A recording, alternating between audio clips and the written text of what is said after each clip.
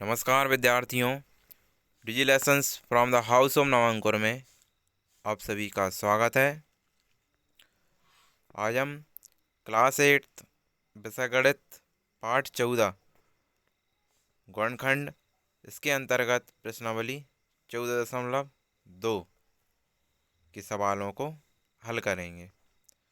तो प्रश्नावली 14.2 में प्रश्न नंबर 1, 2 और 3 के जो सवाल हैं वो हमने पिछली वीडियो में हल कर लिए हैं। तो आज हम प्रश्न नंबर 4 से संबंधित सवालों को हल करेंगे। तो प्रश्न नंबर 4 में क्या है, गुणनखंड कीजिए। तो गुणनखंड इनके निकालना है। तो 5 सवाल आपको दिए गए हैं। चलिए अब इनके हल देखते हैं। तो a⁴ माइनस के b⁴, तो इसको हम किस तरीके से लिख लेंगे, a² का होल स्क्वायर माइनस b² का होल स्क्वायर। अब एक सरसमीका होती है a² माइनस b² बराबर में a प्लस बी एक कोष्टक में, a माइनस की b दूसरे कोष्टक में। तो उसी सरसमीका का उपयोग हमने यहाँ पर किया है। तो क्या होगा, बराबर में पहले ब्रैकेट के अंदर a² प्लस b², दूसरे ब्रैकेट के अंदर a² माइनस b²। अब यहाँ पर हमने a² माइनस b² को फिर से खोल दिया।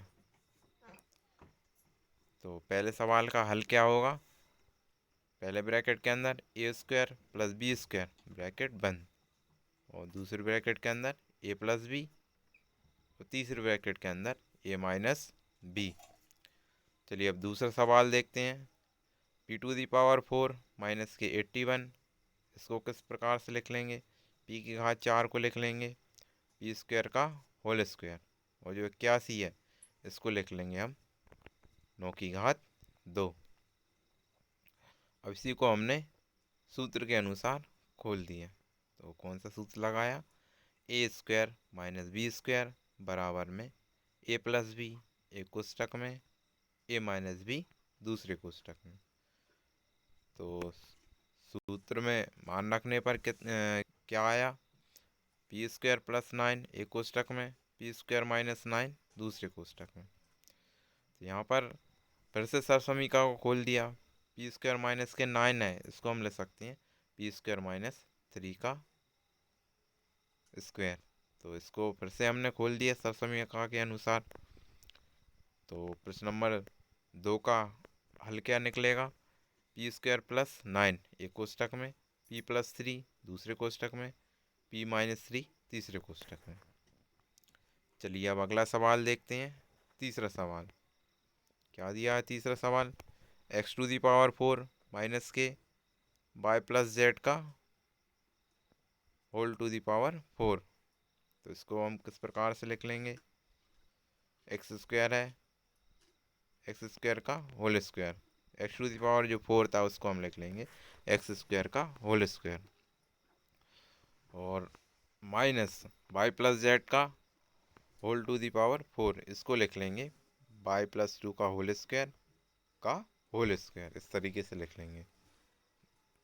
तो इसको भी हमने a² माइनस b² बराबर में a plus B into a minus की बी जो सरसमीका है उससे खोल लिया। तो सरसमीका लगाने पर क्या आएगा, पहले ब्रैकेट के अंदर x² माइनस, फिर से ब्रैकेट के अंदर y प्लस z का होल स्क्वायर ब्रैकेट बंद, और फिर से ब्रैकेट शुरू x की घात 2 प्लस y प्लस z का होल स्क्वायर और ब्रैकेट बंद। तो यहाँ पर हमने फिर से सूत्र लगा दिया, कौन सा, a² माइनस b² का। तो क्या होता है, a² माइनस b² बराबर में a plus B into a minus B. तो उसी सूत्र को हमने फिर से लगा दिया। तो क्या आएगा, पहले ब्रैकेट के अंदर x minus Y plus z छोटे ब्रैकेट के अंदर और बड़ा ब्रैकेट बंद, और फिर से बड़ा ब्रैकेट शुरू x प्लस छोटे ब्रैकेट के अंदर y प्लस z छोटा ब्रैकेट बंद, और बड़ा ब्रैकेट भी बंद।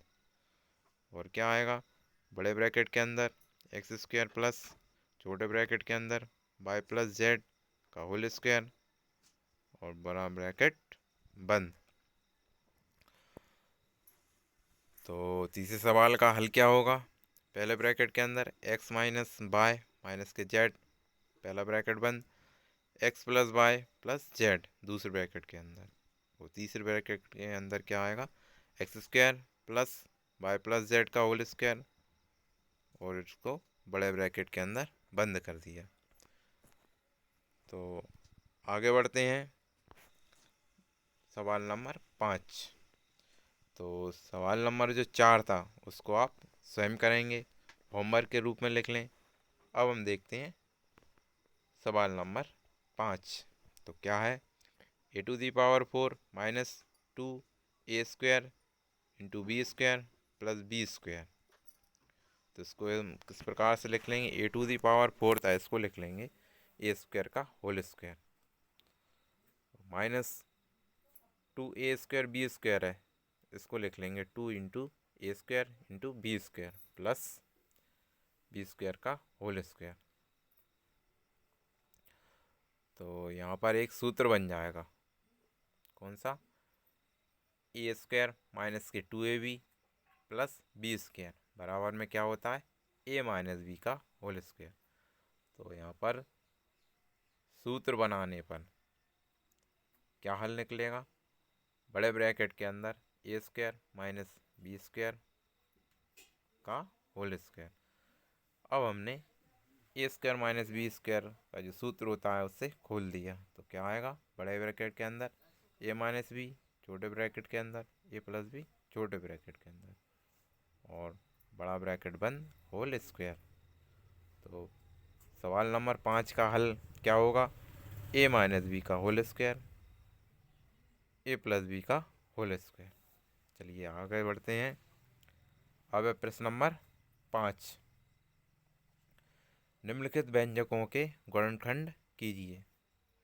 तो 3 सवाल आपको दिए गए हैं, इनके गुणनखंड करना है, गुणनखंड ज्ञात करेंगे। चलिए पहला सवाल, P square plus 6b plus के 8। तो ये आपको सवाल दिया गया था, P square plus 6b plus 8। तो जो 6b है इसको हमने दो भागों में तोड़ लिया। कैसे दो भागों में, कि पी स्क्वायर और 8 के गुणनफल के बराबर हो और जोड़ने घटाने पर कितना है, 6p के बराबर आए। मतलब कि हमने मध्य पद को दो भागों में तोड़ लिया। तो क्या आया, P square plus 4 plus 2 into P plus 8। अब हम किस प्रकार से लिख लेंगे, P square plus 4p plus के 2p प्लस के 8, इस तरीके से भी हम लिख सकते हैं। तो या तो जो ब्रैकेट के अंदर लिखा था हमने 4 प्लस 2 इंटू पी, तो इस स्टेप को ना लिख करके हम डायरेक्ट लिख सकते हैं P square plus 4p plus 2p। 6p को दो भागों में तोड़ लिया, कैसा, 4p प्लस 2p। चलिए अब हमने कॉमन लिया, क्या कॉमन आएगा, दो दो पदों में से कॉमन लेंगे। तो p को कॉमन लिया, क्या बचेगा ब्रैकेट के अंदर p प्लस 4, और यहाँ से हमने 2 को कॉमन लिया, तो क्या बचेगा ब्रैकेट के अंदर p प्लस 4। अब पूरे में से कॉमन लिया, क्या आएगा, p प्लस के 4 और क्या बचेगा p प्लस 2। तो इस प्रकार से पहले सवाल के गुणनखंड क्या होंगे, p plus 4 into P plus 2। चलिए अब दूसरा सवाल देखते हैं, क्या है दूसरा सवाल, क्यू स्क्वायर माइनस के 10q प्लस 21। तो इसको भी हमने मध्य पद को दो भागों में तोड़ करके हल किया। तो डायरेक्ट ही स्टेप क्या निकल के आएगी, क्यू स्क्वायर माइनस के 7q माइनस के 3q प्लस 21। तो गुणनखंड यदि आपको ज्ञात करना है तो आप मध्य पद को दो भागों में तोड़ेंगे। किस प्रकार से तोड़ेंगे, कि जोड़ने घटाने पर तो मध्य पद के बराबर आए और जिन दो भागों में तोड़ा है उनका गुणनफल ज्ञात करें तो पहले और तीसरे पद के गुणनफल के बराबर आना चाहिए। तो हमने 10Q को दो पदों में तोड़ लिया। कौन कौन से दो पदों में? माइनस के 7Q माइनस के 3Q। अब हम दो दो पदों में से कॉमन लेंगे। तो अगले दो पदों में से क्या कॉमन आया? Q। ब्रैकेट के अंदर क्या बचेगा? Q माइनस 7 और ब्रैकेट बंद। तो अगले दो पदों में से माइनस के 3 को कॉमन लिया, तो ब्रैकेट के अंदर क्या बचेगा? Q माइनस के 7। अब पूरे में से कॉमन लिया, क्या कॉमन आ रहा है? Q माइनस के 7 और अंदर क्या बचेगा? Q माइनस के 3। तो यहाँ पर जो सेकंड लास्ट स्टेप है दूसरे की, वो एक्स्ट्रा लिख दी गई है, तो उसको हटा दें, कैंसिल कर दें। तो सवाल नंबर 2 का हल क्या होगा? Q माइनस के 3 इंटू Q माइनस 7। चलिए अब आगे बढ़ते हैं।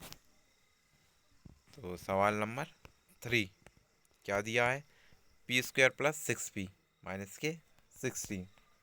तो इसको भी हम मध्य पद को दो भागों में तोड़ करके हल करेंगे। 6P है, 6P को लिख लेंगे 8P माइनस के 2P।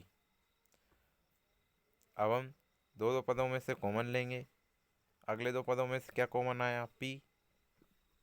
तो ब्रैकेट के अंदर क्या बचेगा? P plus 8। अगले दो पदों में से -2 को कॉमन लिया, तो ब्रैकेट के अंदर क्या बचेगा? P plus 8। अब हमने पूरे में से कॉमन लिया, तो क्या कॉमन आ रहा है? P plus 8। फिर क्या बचेगा? P माइनस के 2। इस प्रकार से तीसरे सवाल के गुणनखंड क्या होंगे? P प्लस 8 एक कोष्टक में, P माइनस के 2 दूसरे कोष्टक में। तो आज के सवालों में आपने कॉमन लेना सीखा, मध्य पद को दो भागों में तोड़ना सीखा और गुणनखंडों को ज्ञात करना सीखा। तो आज के वीडियो में इतना ही। अगली क्लास में एक बार पुनः मिलेंगे। जब तक के लिए नमस्कार।